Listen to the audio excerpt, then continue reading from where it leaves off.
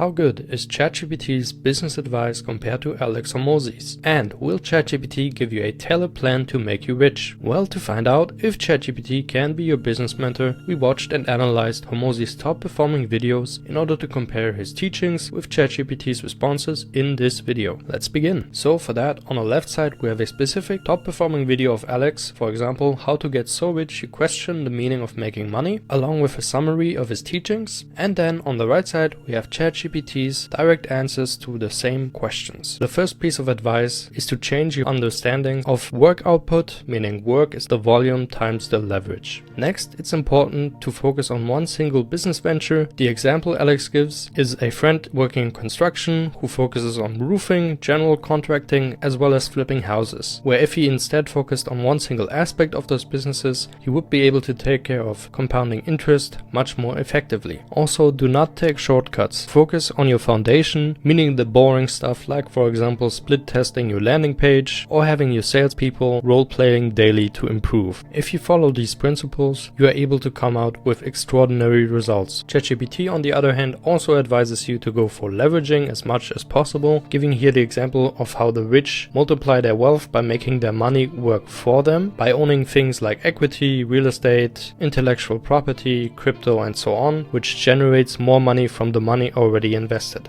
Also, at one point in the future, when you're successful, you're gonna start optimizing and reiterating in order to improve. Eventually, when you obsess over building something useful, solving problems, or dominating a niche, you will get there, and not simply by aiming for the money itself. The next video in line is about how to become a millionaire in 1 year. And there are basically two paths, either, for example, earning $200,000 annually for 10 years, or owning a business which is able to sell for $1 million.